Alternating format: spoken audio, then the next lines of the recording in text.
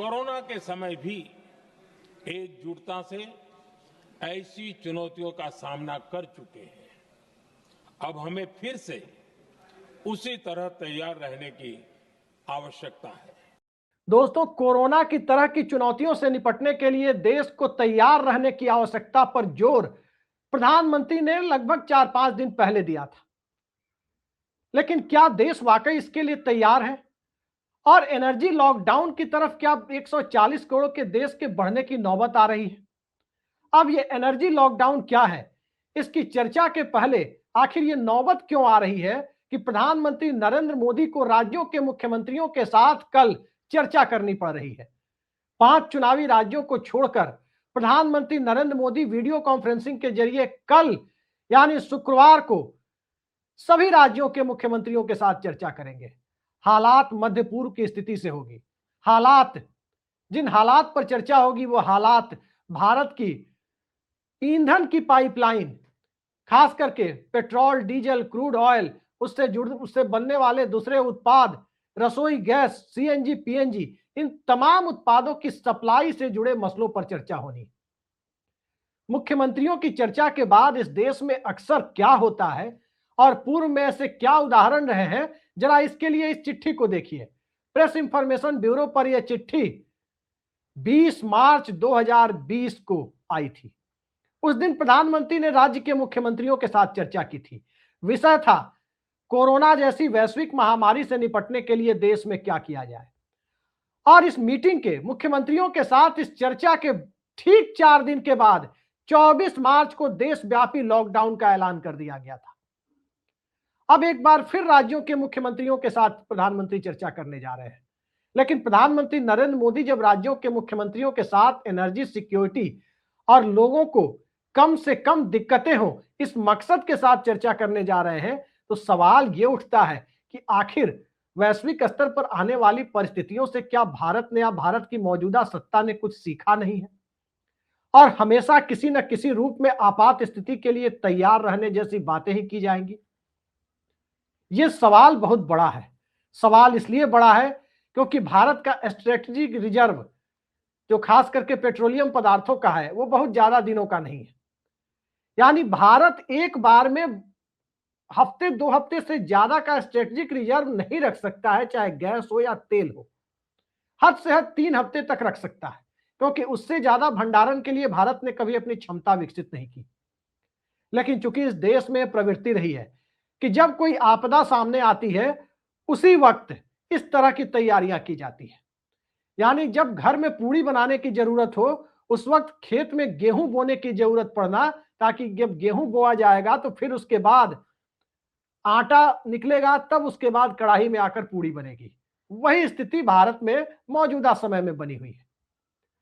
पश्चिम Asia की स्थिति और खास करके मध्य पूर्व की स्थिति किसी से छिपी नहीं है। इजराइल, अमेरिका बनाम ईरान जो युद्ध आप देख रहे हैं, उसे आसानी से थमने की कोई गुंजाइश नजर नहीं आ रही, क्योंकि दोनों में से कोई पीछे हटने को तैयार नहीं है।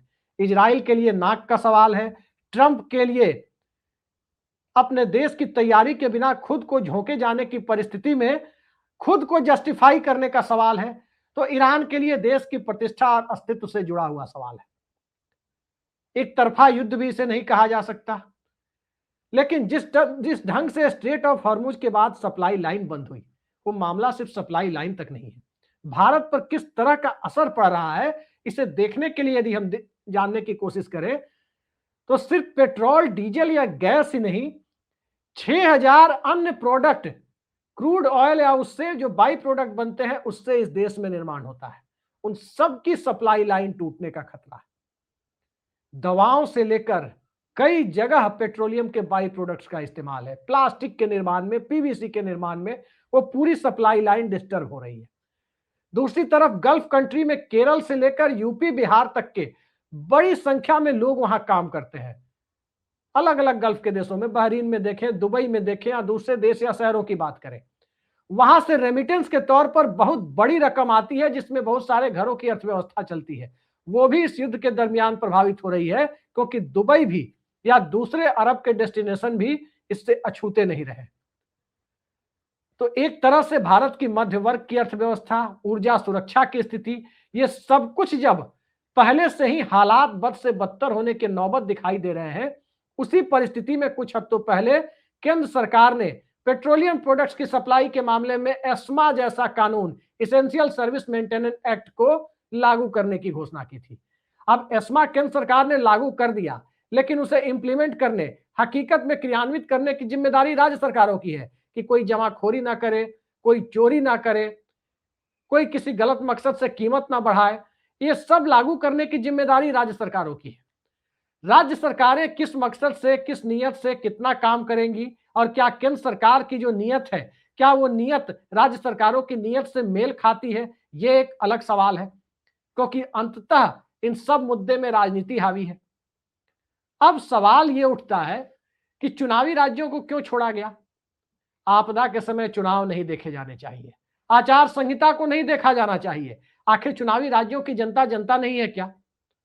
क्या पश्चिम बंगाल, असम, तमिलनाडु, पौंडीचेरी और केरलम के लोग भारत की आम जनता की कैटेगरी में नहीं आते क्या?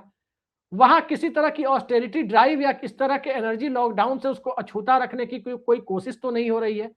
यह सवाल बड़ा है। आचार संहिता या दूसरे संवैधानिक और कानूनी प्रावधान वहीं तक लागू किए जाने चाहिए या लागू किए जा सकते हैं जहां तक राष्ट्रीय आपदा जैसी कोई स्थिति या राष्ट्रव्यापी कोई समस्या खड़ी ना हो। फिर सवाल यह उठता है कि प्रधानमंत्री ने चुनावी राज्यों के मुख्यमंत्रियों को इस चर्चा से दूर क्यों रखा? क्या ज्ञानेश कुमार के आयोग ने इस पर कोई रोक लगा रखी?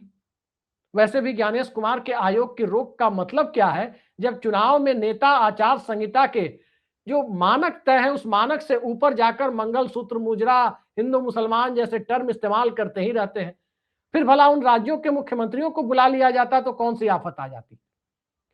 दूसरा महत्वपूर्ण पहलू यह उभरता है कि जिस एनर्जी लॉकडाउन की चर्चा हो रही है वो एनर्जी लॉकडाउन आखिर है क्या?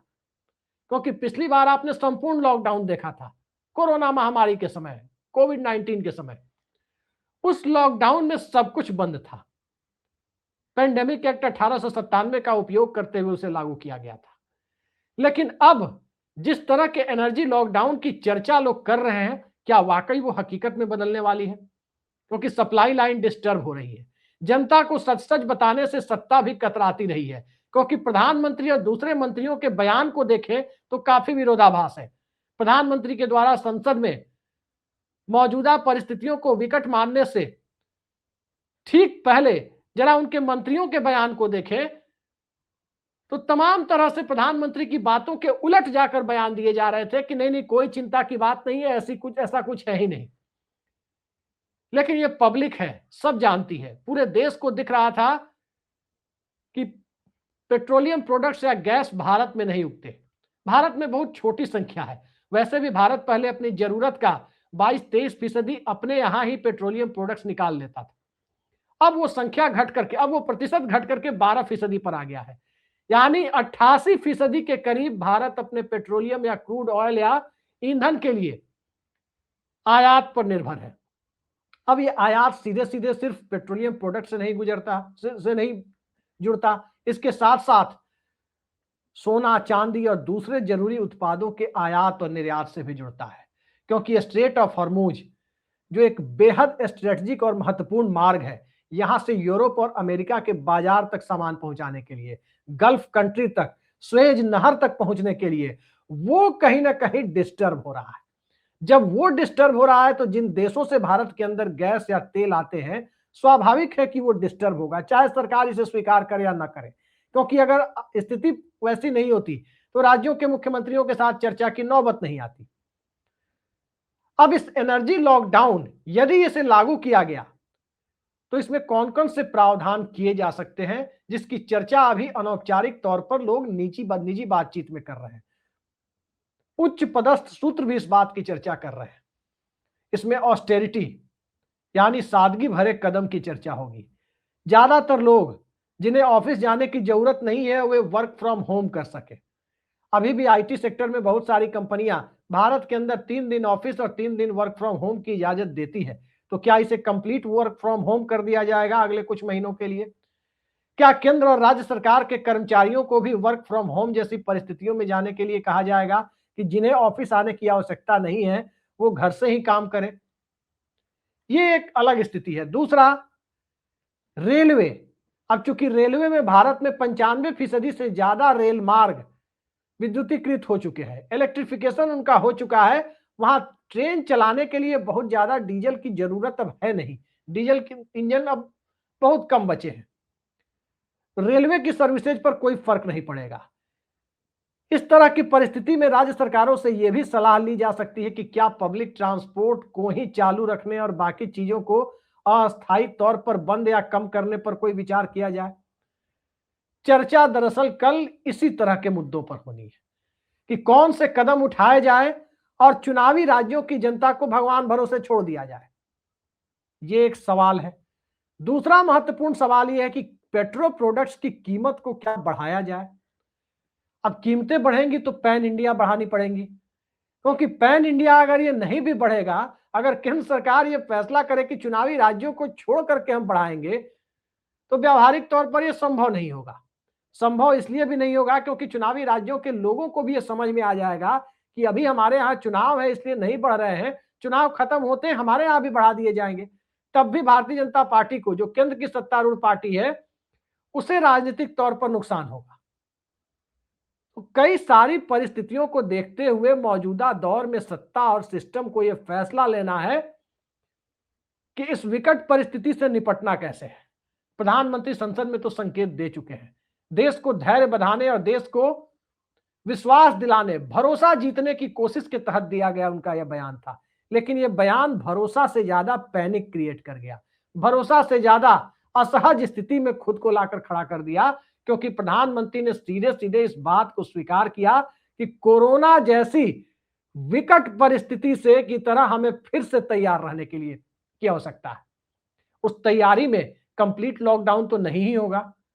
स्कूलों में गर्मियों की छुट्टियां आमतौर पर मई जून के महीनों में होती हैं, तो क्या गर्मियों की छुट्टियों को अभी से लागू कर दिया जाएगा और घर से वर्क फ्रॉम होम वाले सिस्टम के तहत ऑनलाइन क्लासेज को ही प्राथमिकता दी जाएगी?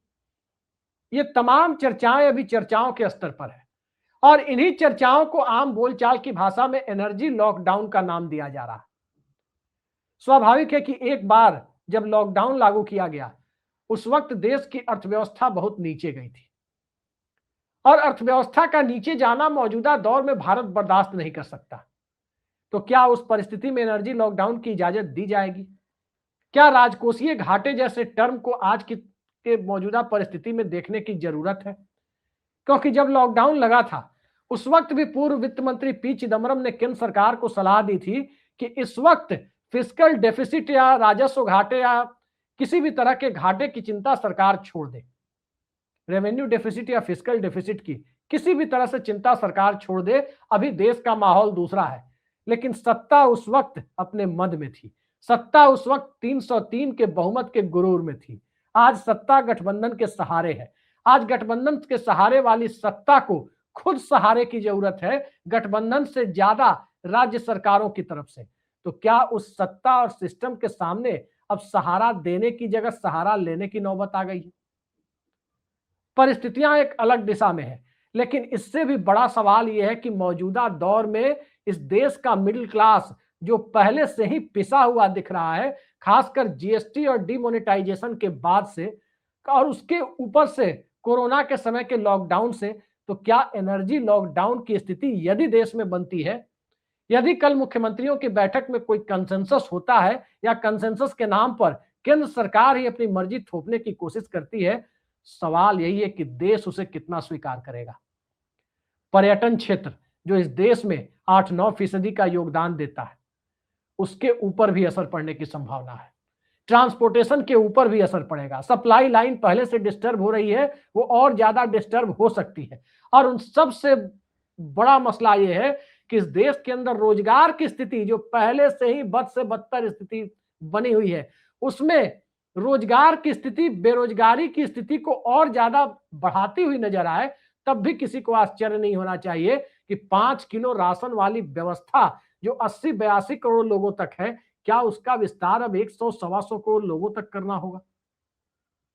कल मुख्यमंत्रियों की बैठक पर नजर बनाए रखिए और वहां किस तरह का कंसेंसस यानी सहमति बनती है, किस तरह से राज्य सरकारों के सुझावों को अहमियत दी जाती है, किस तरह से रसोई गैस की सप्लाई लाइन को निर्बाध बनाए रखने की दिशा में एक सामूहिक कदम उठाने की तरफ सरकार बढ़ती है, और किस तरह से पेट्रोल और डीजल की सप्लाई लाइन पर यह देश काफी हद तक आगे बढ़ने की कोशिश करता है, और उस सप्लाई लाइन को निर्बाध बनाए रखने की दिशा में कोई और बड़े कदम की तरफ, जिसकी जानकारी हम सब में से किसी को नहीं है, उस तरफ तो सरकार नहीं बढ़ रही। देखे जाने वाली बात है। लेकिन उससे भी ज्यादा देखे जाने वाली बात यह है कि आर्थिक मसलों को आर्थिक तरीके से, वैश्विक मसलों को वैश्विक तरीके से हल करने में क्या मौजूदा नरेंद्र मोदी सरकार की आर्थिक नीति और विदेश नीति के नियंता फेल रहे? पाकिस्तान घुसने की कोशिश कर रहा था। कल ही पूर्व वित्त मंत्री और पूर्व विदेश मंत्री यशवंत सिन्हा हमारे इसी चैनल पे कह रहे थे कि कहीं ना कहीं ये भारत की विफलता ही मानी जाएगी कि पाकिस्तान को ये ऑफर करने का मौका मिला। ये दूसरी बात है कि उसके ऑफर को स्वीकार किया जाएगा या नहीं किया जाएगा, लेकिन आर्थिक नीति और वैश्विक नीति को देखा जाए तो साफ जाहिर होता है कि देश के अंदर से लेकर देश के बाहर तक की परिस्थितियां आदर्श नहीं है। आदर्श परिस्थितियों में आमतौर पर राज्यों के मुख्यमंत्रियों के साथ सामूहिक चर्चा के लिए वीडियो कॉन्फ्रेंसिंग पर सबको जोड़ने की नौबत नहीं आती, लेकिन अब नौबत आ गई है। तो कल मुख्यमंत्रियों की बैठक में क्या कंसेंसस बना और उसके बाद प्रधानमंत्री नरेंद्र मोदी और उनकी कैबिनेट ने क्या फैसला लिया, यह देखा जाना महत्वपूर्ण है। देखते हैं, इंतजार करते हैं क्या होता है। आज के लिए इतना ही, लेकिन एनर्जी लॉकडाउन जैसा टर्म यदि चर्चा में आ रहा है तो उस पर नजर बनाए रखिए। एनर्जी लॉकडाउन के हालात आ सकते हैं। नमस्कार।